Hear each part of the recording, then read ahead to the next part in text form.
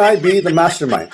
I was the former Speaker of the House of Representatives, but the House of Representatives is only one part of the branch of government, the legislature. The national budget is not conceived, executed, implemented, bidded out, supervised, and completed by one congressman or even by Congress alone, and certainly not by the Speaker of the House. I want to make this simple and clear. The national budget does not depend on just one person. The budget does not begin in the House. It begins in the executive. Yan sabi niya, hindi daw Congress.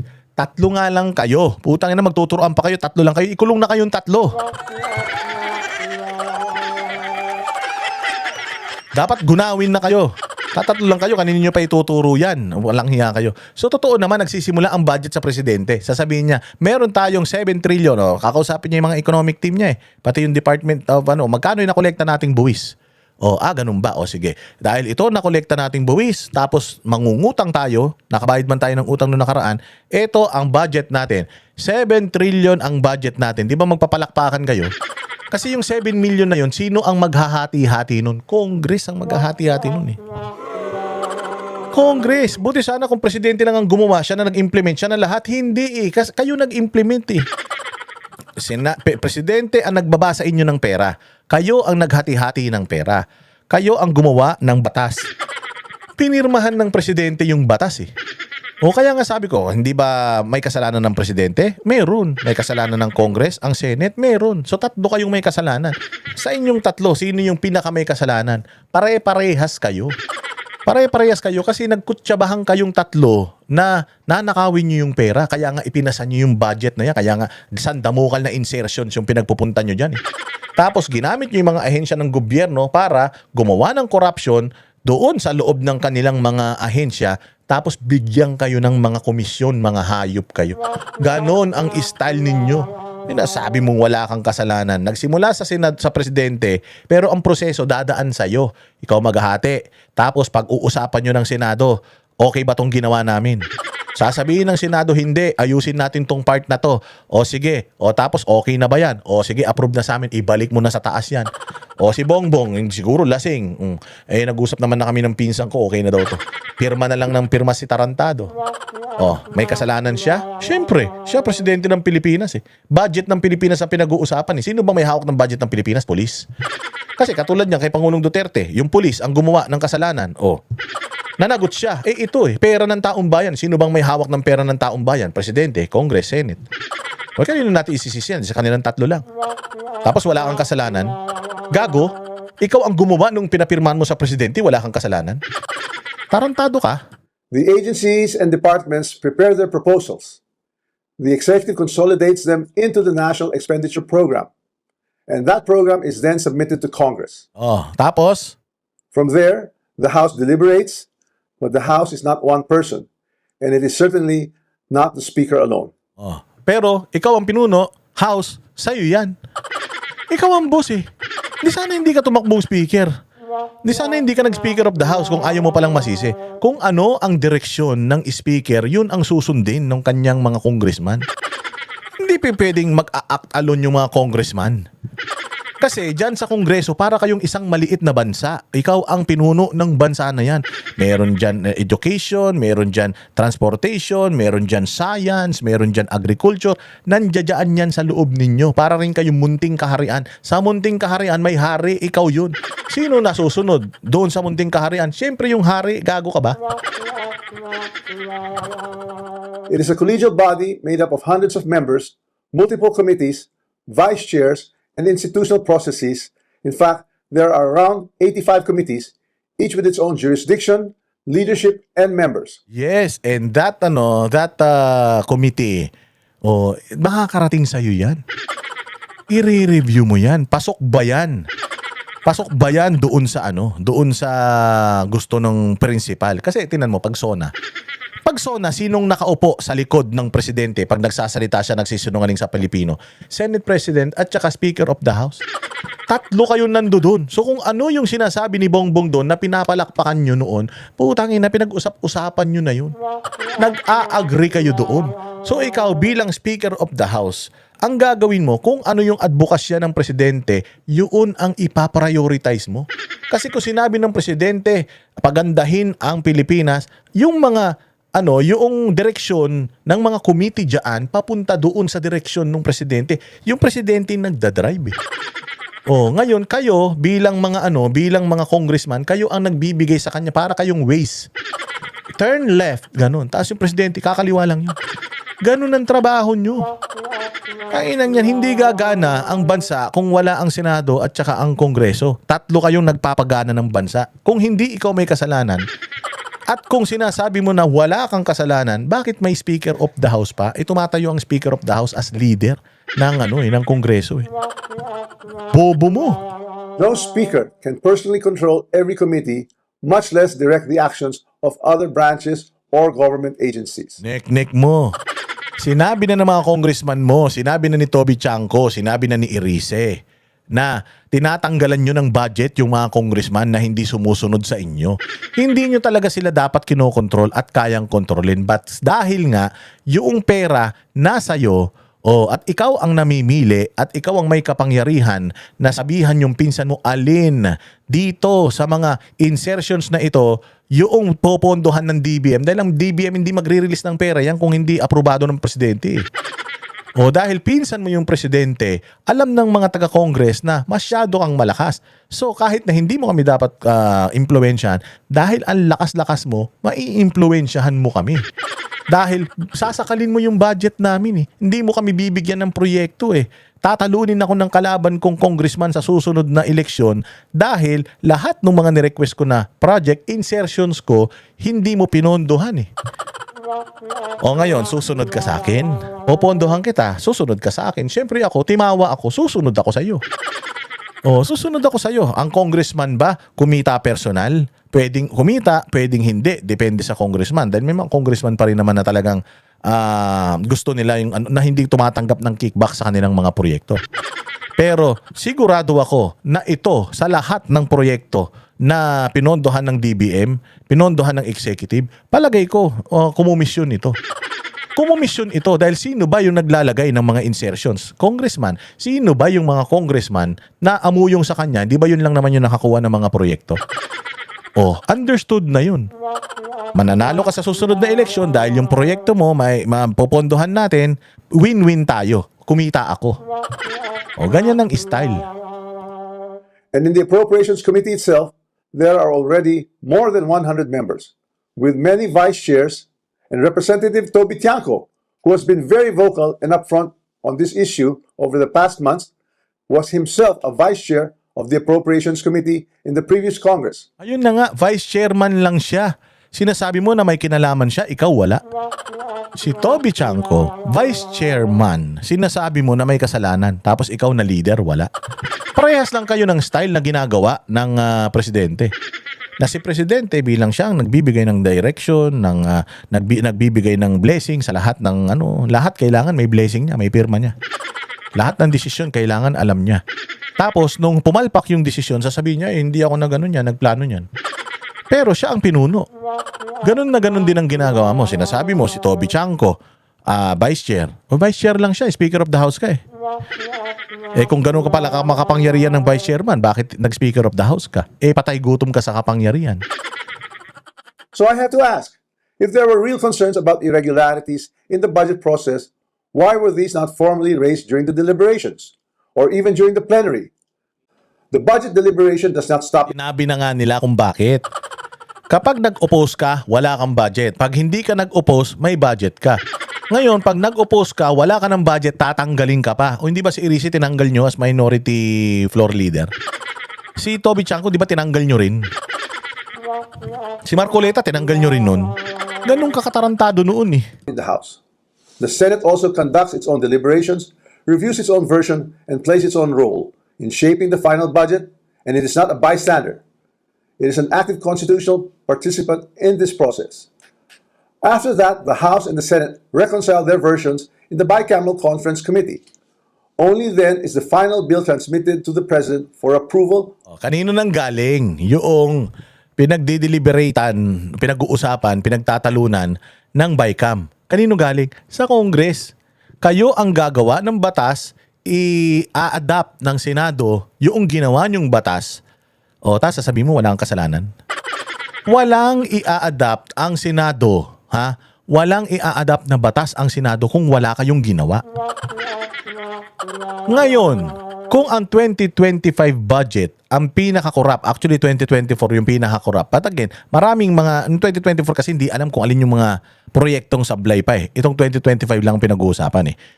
Ang daming palpak na na proyekto ngayon 2025. Lahat ng mga proyekto na yun, kayo ang nagpasok. In-approve ng Senate. In-adapt ng Senate. Kayo gumawa, yung Senate, in-adapt yun, pinirmahan, tapos dinala nyo sa presidente. Pinirmahan din ng presidente. Tapos wala kang kasalanan. Ano ka nun tulog?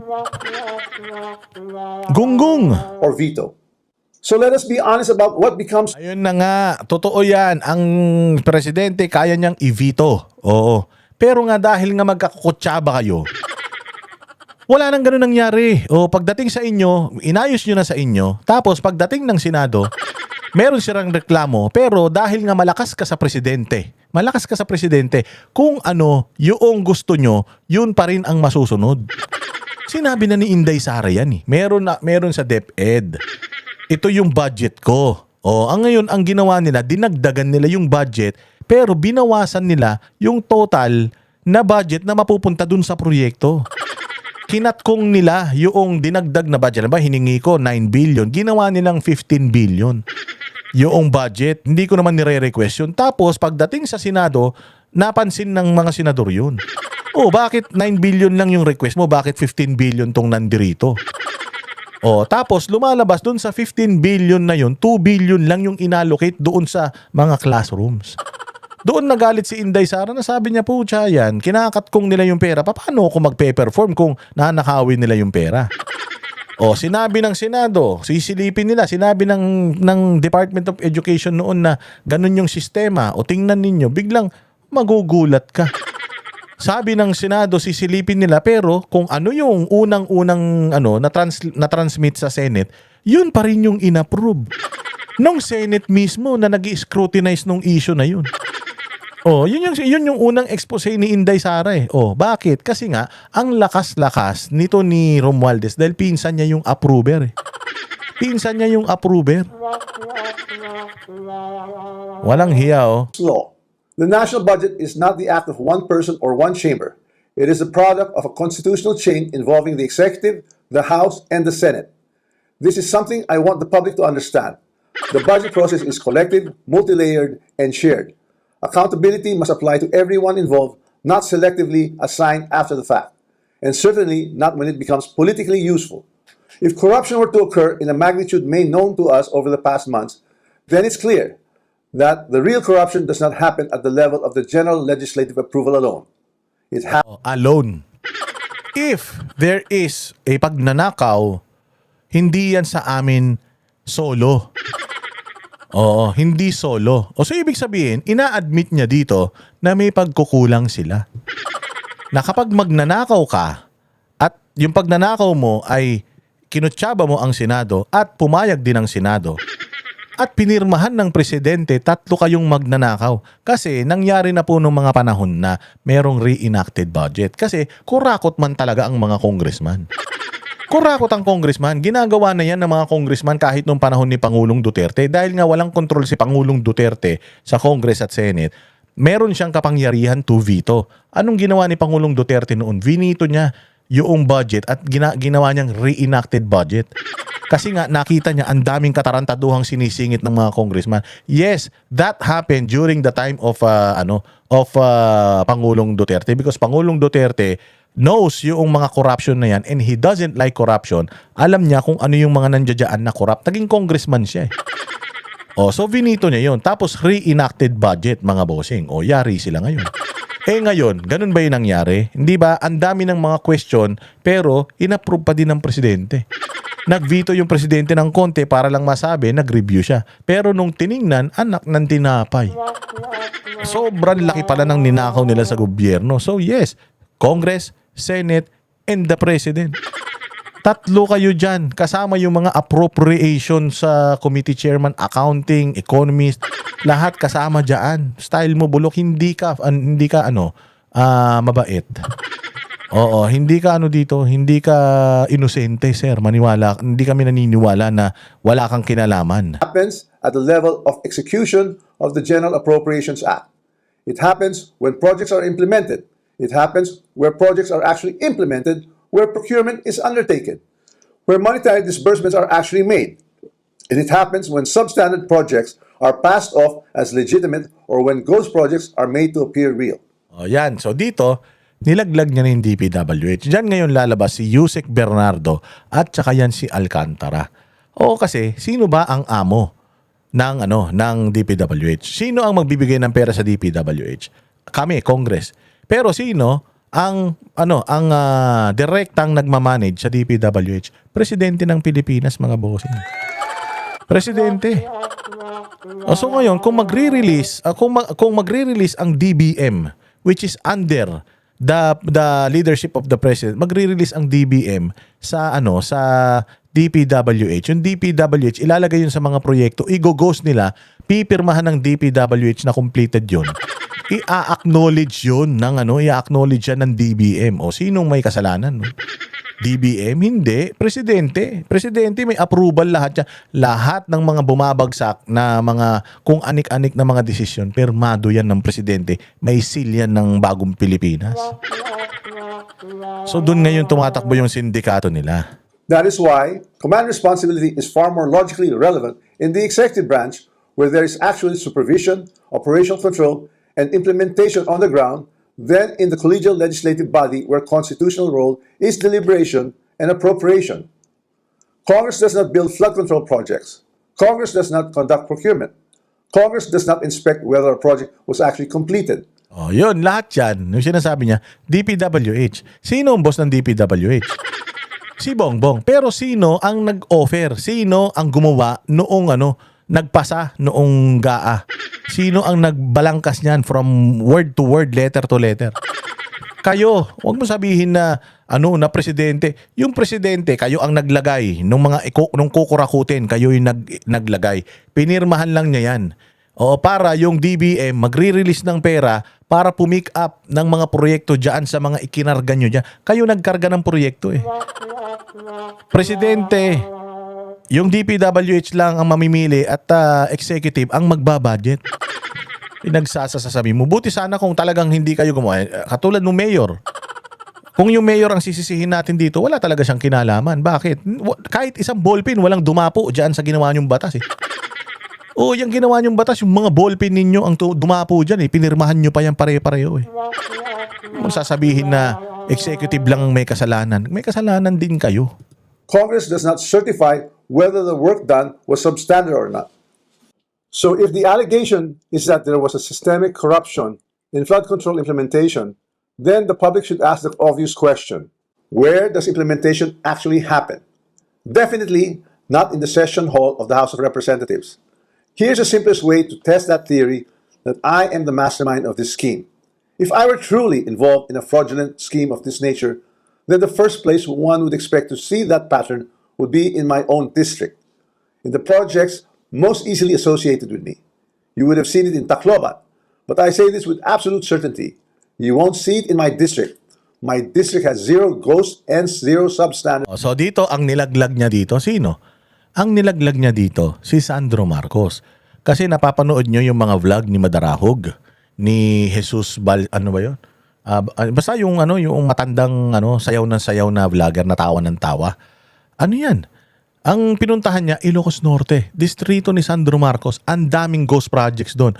In fairness dito kay Romualdez, nung nagpunta kami nung kampanya diyan sa Tacloban, dumadaan kami diyan. Dati warak-warak talaga yung mga kalsada diyan, pero surprisingly maayos yung kalsada, maayos yung mga tulay na mga nadaanan namin diyan nung mga panahon na yun. So, sa nakikita ko, na-prioritize yung lugar niya na maayos, malagyan ng mga proyekto. Pero tinapos yung mga proyekto doon. Marami siyang insertions pero natapos yung mga proyekto doon.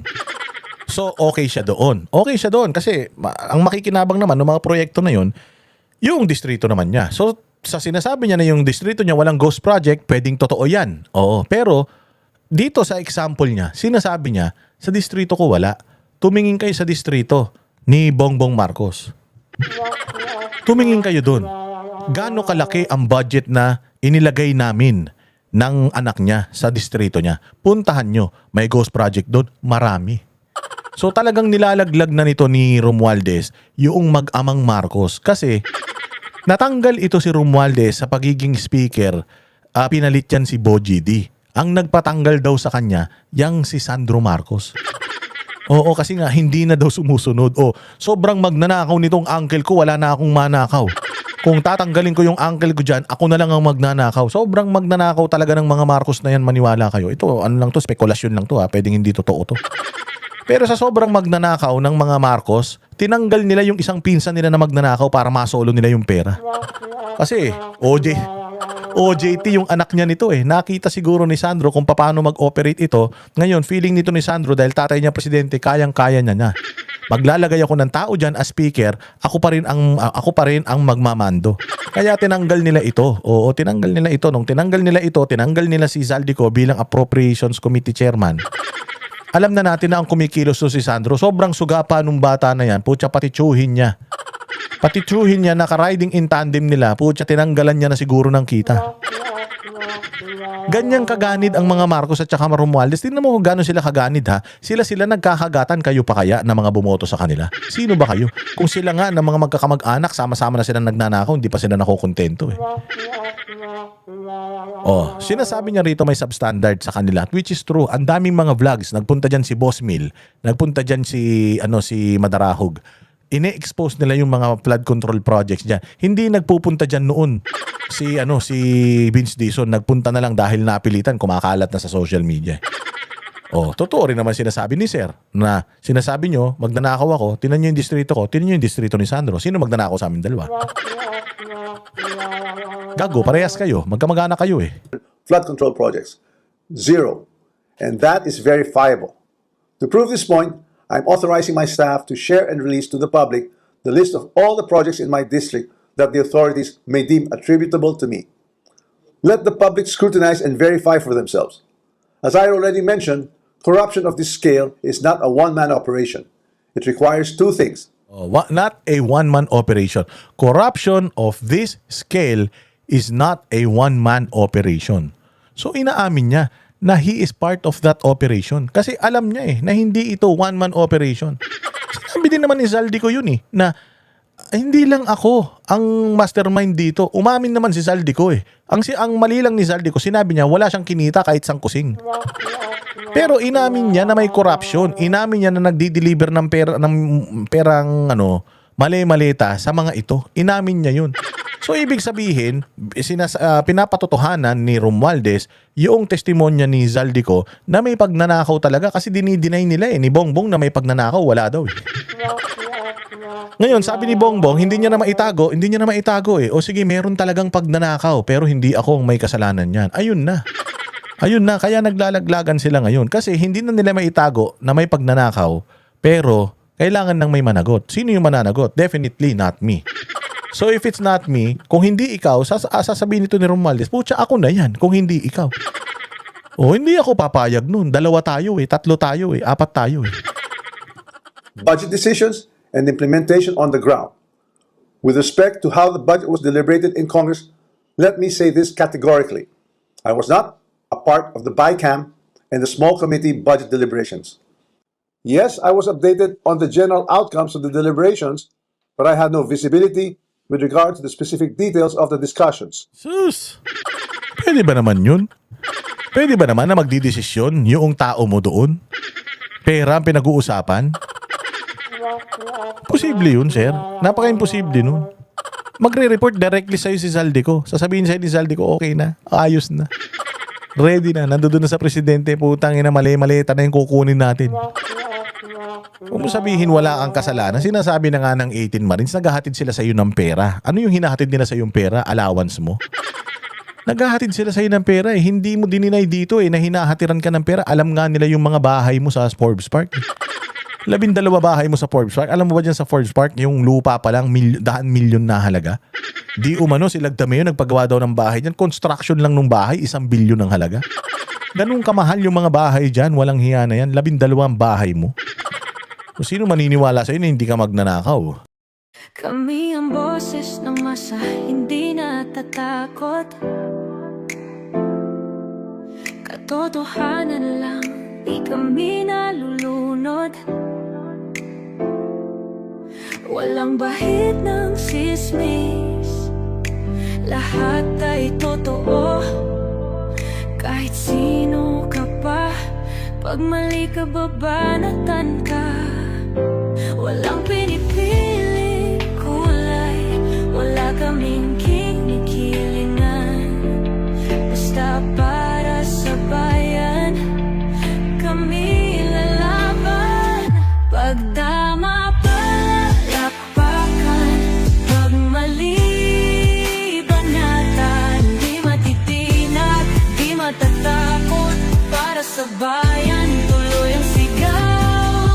Sa harap ng kamera, walang halong takot. Mga baluktot, lahat kayo'y tutumba. Ang hustisya at totoo, yun lang ang mahalaga.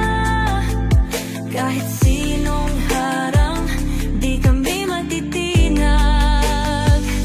Walang pinipiling kulay, wala kaming kinikilingan. Basta para sa bayan, kami lalaban. Pag tama palakpakan, pag mali banatan. Di matitinag, di matatakot, para sa bayan tuloy ang sigaw. Kung nasa tama ka, ikaw ay aming kasama. Pero pag mali ka, handa ka na bang mabasag? Banateros kami, walang inuunan, dahil bayan muna bago ang sarili.